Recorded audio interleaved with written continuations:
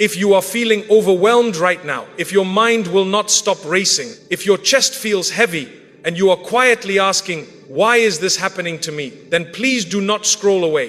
What you are about to hear is not another temporary pep talk. It is not a quick fix that will fade by tomorrow morning. This is a divine guarantee, written in the Quran, lived by prophets, tested by millions, and still standing today without a single crack. When tests hit hard, you do not have to panic. You only have to remember 3 unbreakable promises from Allah. And if you stay with me until the end, I will show you exactly how to activate them in your daily life, how to quiet the anxiety, how to turn panic into peace, and how to walk through this season with your faith not just intact, but elevated. Do not press pause. Do not look away. Breathe in, breathe out, and let your heart receive what it desperately needs to hear. Let me speak to you honestly for a moment. When life gets heavy, the first whisper that enters our mind is usually fear. It says, did I do something wrong? Is Allah upset with me? Am I being punished? Am I too weak to carry this? We have all been there. The human mind, under pressure, searches for control. When it cannot find it, it spirals into panic. But Islam teaches us a completely different reality. Tests are not signs of abandonment. They are proof of attention. Trials are not punishments. They are purifications. They are invitations to draw closer, to strip away arrogance, to rebuild trust, to discover a strength you did not know you carried. Think about the way a master craftsman works with metal. He does not heat it to destroy it. He heats it to shape it.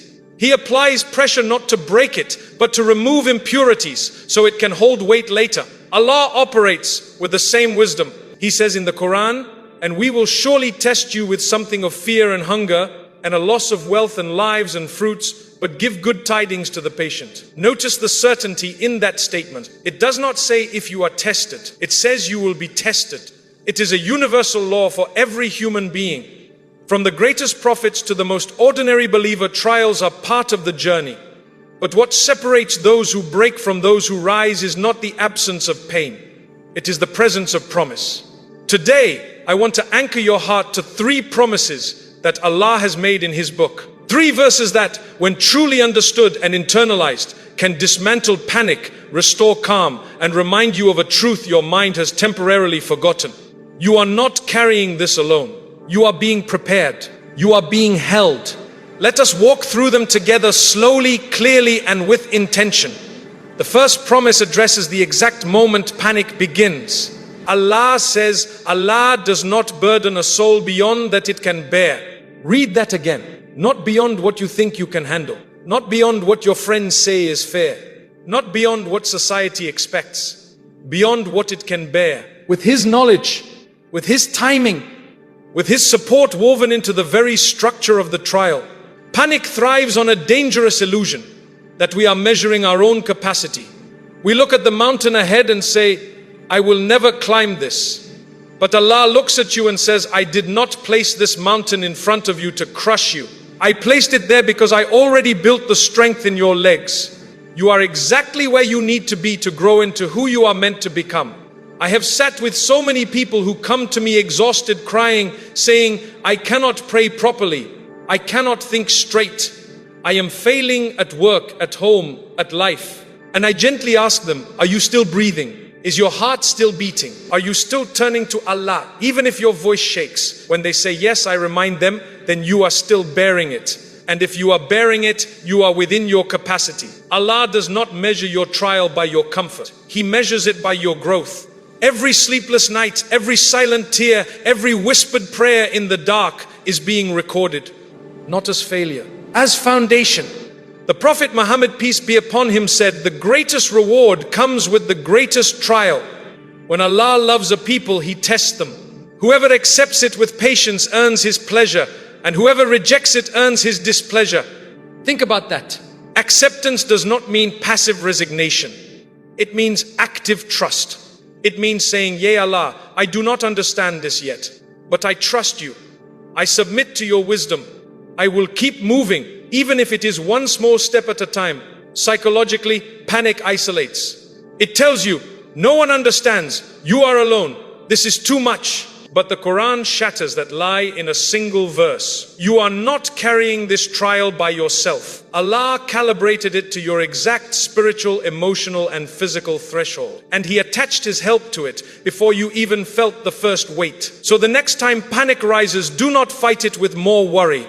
Replace it with this truth. Allah knows my limit. He will not give me more than I can carry with His help.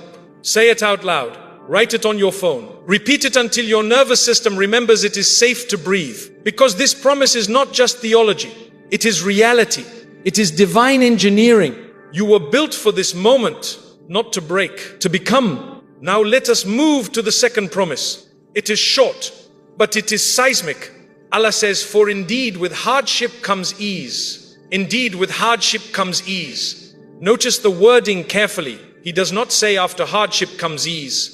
He says with hardship comes ease. The ease is already inside the struggle. You just have not recognized it yet. Scholars of language and faith point out a beautiful detail here. The word for hardship carries a definite structure, meaning it is specific, bounded, and limited. The word for ease carries an open, unlimited structure, meaning it is expansive, repeating, and overflowing. The hardship is one.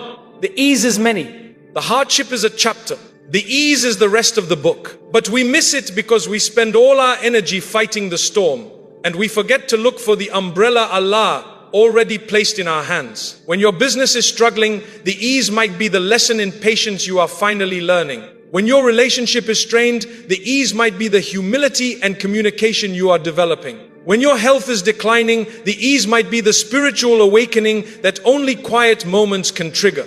When you are grieving, the ease might be the deep compassion you now carry for others who suffer. Allah does not remove the test to give you ease. He embeds the ease inside the test so you grow into it. Look at the story of Prophet Yunus, peace be upon him. He was inside the whale, surrounded by darkness, trapped in the ocean, no visible way out. What did he do? He did not panic. He did not blame. He turned inward. He said, there is no deity except you. Glory be to you. Indeed, I have been of the wrongdoers. And what happened? Allah responded to him and saved him from the distress. And thus do we save the believers. The ease did not begin when he left the whale. The ease began the moment he turned to Allah inside it. My dear friend, panic makes us wait for the storm to pass before we look for hope.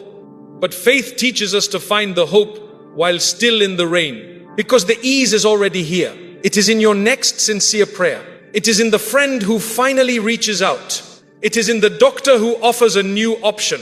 It is in the quiet morning when you realize you are still standing. So when panic whispers, this will never end, answer it with this promise. With this hardship, ease is already arriving. I just need to recognize it, receive it, and respond with gratitude. Start small. Every morning before you check your phone, say, Ya Allah, show me one ease hidden in this trial. You will be amazed how quickly your eyes open to blessings you were too anxious to see. Now, the third promise.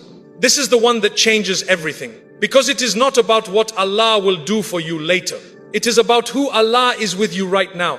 Allah says, O you who have believed, seek help through patience and prayer. Indeed, Allah is with the patient, not watching from a distance, not taking notes. The Arabic word for with implies active presence, unseen support, and divine companionship. It is not a metaphor. It is a living reality. When Prophet Muhammad, peace be upon him, and Abu Bakr radi Allah anhu were hiding in the cave and the pursuers were just steps away, Abu Bakr radi Allah anhu feared they would be found. Prophet Muhammad, peace be upon him, did not say, Allah will protect us later. He said, do not grieve. Indeed, Allah is with us. In that exact moment, in that fear, in that silence, Allah was present, not as a distant observer, but as a sustaining force. That is what divine companionship means. When you choose patience, Allah steps closer, not necessarily to remove the trial immediately, but to walk through it with you, to steady your steps, to whisper courage into your heart, to arrange help from directions you never calculated. Think about how loneliness magnifies pain. When you are sick and feel isolated, when you are struggling financially and feel ashamed to ask, when you are praying but feel like your words are hitting the ceiling. Panic thrives in that isolation, but this promise shatters it completely. Allah also says in a sacred narration, I am as my servant thinks of me. I am with him when he remembers me. If he remembers me in himself, I remember him in myself. If he remembers me in a gathering, I remember him in a gathering better than it. Your prayer is not echoing into emptiness.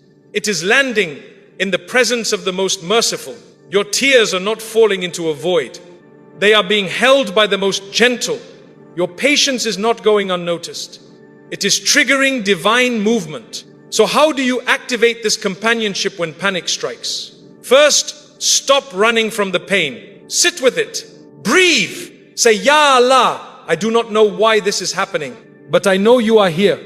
I am turning to you, not away from you. Second, anchor yourself in remembrance, not as a ritual, as a lifeline. Say, Allah is sufficient for us, and He is the best disposer of affairs. Repeat it until your shoulders drop, until your jaw unclenches, until your heart remembers it is held. Third, take one small step of faith, not a giant leap, just one. Make ablution, pray 2 units, give a small charity. Call a family member you have been avoiding. Read 1 page of the Quran. Faith is not passive waiting, it is active trusting, and Allah meets you in the movement. This promise is not about feeling good, it is about being held. Even when you cannot feel it, even when the silence is loud, even when the path is dark, Allah is with the patient. Not because they are perfect, because they chose to stay. Knowledge without action is just decoration. So when panic hits, what do you actually do? Let me give you 5 simple, repeatable steps that align with these 3 promises. Step 1, pause the panic cycle. Panic feeds on urgency. It says, fix it now, decide now, worry now.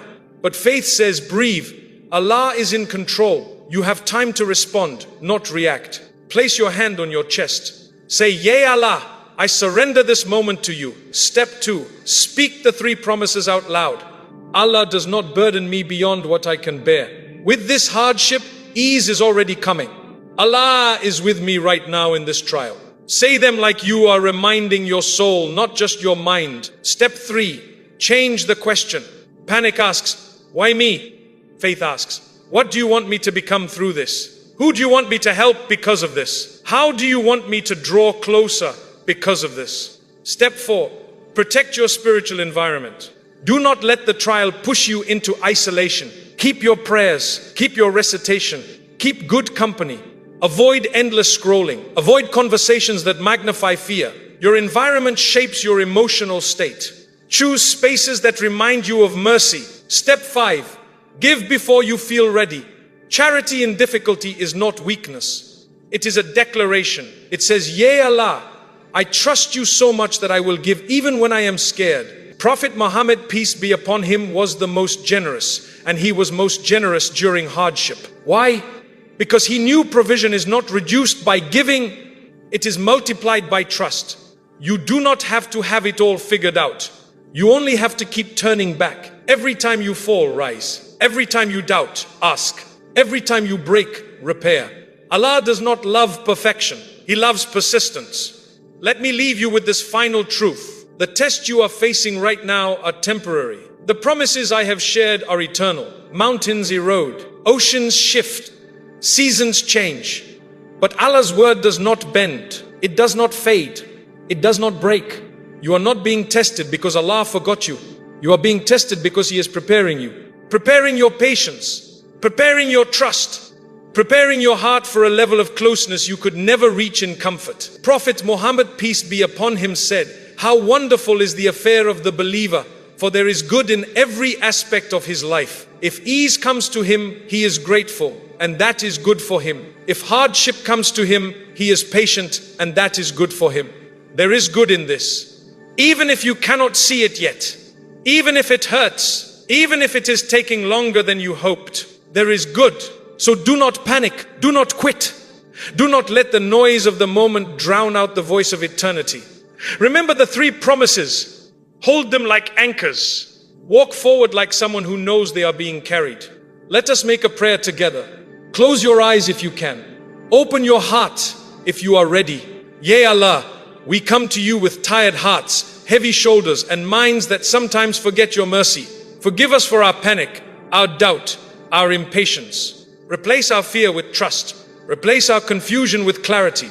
Replace our loneliness with your presence. Yea, Rab, grant us patience that does not break, reliance that does not waver, and gratitude that does not depend on comfort. Protect our families, heal our sick, ease our burdens, and make every test a bridge back to you. Ameen. If this reminder reached you at the exact moment you needed it, do not keep it to yourself. Share it with someone who is fighting silently. Leave a comment with the promise you are holding on to today. And tomorrow, when the trial returns, remember, you are not alone. You are not abandoned. You are being prepared. Until we meet again, keep breathing. Keep believing. Keep turning back. Allah is with you always. Peace be upon you and the mercy and blessings of Allah.